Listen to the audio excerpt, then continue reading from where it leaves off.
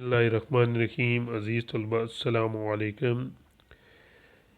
Micro economics की revision के सिलसिले में हम theory of production and firm behaviour के बारे में डिस्कस कर रहे थे।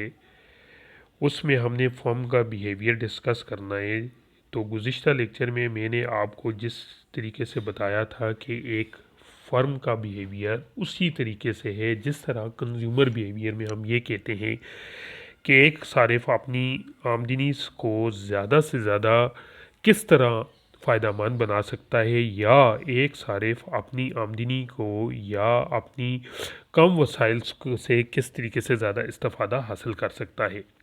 तो यहाँ पर तफ़ाइल पैदाइश यानी प्रोडक्शन का लफ्ज़ आता है तो फ़ौरन हमारे जहन में आता है कि प्रोडक्शन जो मुख्तलिफ़ आमलीन पैदाइश की मरून मिन्नत होती है, यानी आमलीन पैदाइश ज़मीन, मेहनत, सरमाया और तंजीम जो इनपुट हैं, इन इनपुट को लगाने से हमें जो आउटपुट हासिल होती है वो हमारे पैदाइश के मराइल होते हैं। सबसे पहले कुल पैदावार टोटल प्रोडक्शन क्या होती है, यानी एक फर्म जो कुछ प्रोड्यूस कर रही है वो उसकी टोटल प्रोडक्शन क्या होती है।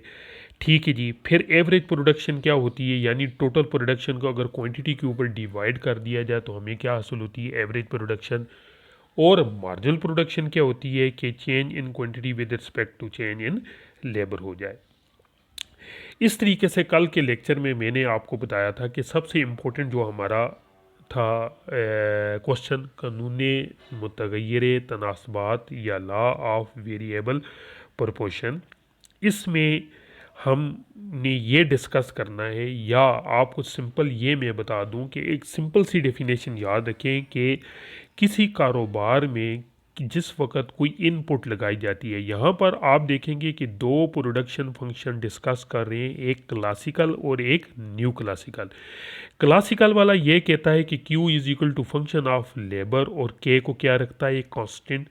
यानी बाकी अमलीन पैदाइश को अगर कांस्टेंट तस्वर करके लेबर की मकदार को बढ़ाया जाए तो पहले पैदावार में बढ़ती हुई शरह से इजाफा होता है, जिसे वो कानून इस्तक़रार हासिल या लॉ ऑफ इंक्रीजिंग रिटर्न, या फिर जो दूसरा मरहला होता है उसे कहते हैं कानून यकसानी हासिल, लॉ ऑफ कांस्टेंट रिटर्न। और जो तीसरा मरहला होता है वो कानून तकलील हासिल यानी लॉ ऑफ डिक्रीजिंग रिटर्न। तो इस तमाम बातें जो मैंने भी आपके सामने बयान की इस टेबल से बयान की जा सकती हैं कि पहले हमने 9 इकाइयाँ लगाई, उसमें हम ये देखते हैं कि पहले marginal productivity labour greater than APLA, फिर एक स्टेज पर ये बराबर हो जाती है, फिर एक स्टेज पर लेस देन हो जाती है, और एक ऐसी स्टेज आती है ये फिर ज़ीरो होने के बाद नेगेटिव हो जाती है। अब यहाँ पर 1 से लेके 9 की इकाइयाँ हैं, कुल पैदावार 10-10 है। अब मुख्ततम पैदावार में अगर आपको टेबल याद हो, मैंने आपको बताया था कि कोई भी टेबल बनाने के लिए हमें उसको क्या करना है, एक हैंड्स या एक टोटके का लफ्ज़ में इस्तेमाल कर याद करना है कि 10 में पहले इंक्रीज़ हुआ 5 का 15, फिर इंक्रीज़ हुआ 20, फिर डिक्रीज़ हो के 15, फिर क्या हुआ जी 10 हो गया, फिर 5 है, फिर 0 हो गया, फिर -3 हो गया, फिर -9 हो गया। अज़ीज़ तलबा, यहाँ पर उसी तरीके से आपने इसको ऐड करना है, यानी 10 में 15 ऐड किया तो 25, 25 में 20 ऐड किया तो 45, 45 में 15 ऐड किया तो 16, 16 में 0 10 ऐड किया तो 17, 17 में 5 ऐड किया तो 75, फिर 0 75, -3 72 और -9 63 हो गया। अजीज़ तलबा, अब इस टेबल को देखकर आपने ये गोशवारा बनाना है। एक्स एक्सेस पर लेबर, वाई एक्सेस पर टोटल प्रोडक्शन। 1 से लेकर 9 की इकाइयाँ लगाइयाँ, यानी 1 यूनिट था तो 10 थे टोटल प्रोडक्शन। ठीक है जी। 2 हुए तो बी, 3 हुए तो सी, 4 हुए तो डी, EFGH के। ये कहता है कि Q is equal to function of LA से लेके 4 तक आपका पहला फेज़ यानी आपकी प्रोडक्शन में इंक्रीज़ हो रहा है। D से लेकर G तक B फेज़ है, यानी यहाँ पर पैदावार गिरते गिरते FG क्या हो जाती है, कांस्टेंट। और इसके बाद तीसरा फेज़ है GH के, यहाँ पर क्या होना शुरू हो जाती है, डिक्रीज़ होना शुरू हो जाती है। इसी तरीके से एवरेज प्रोडक्शन और मार्जिनल प्रोडक्शन। एवरेज प्रोडक्शन क्या है जी कि ये पहले इसमें इजाफा होता है, 4 स्टेज पर जाकर ये गिरना शुरू हो जाती है।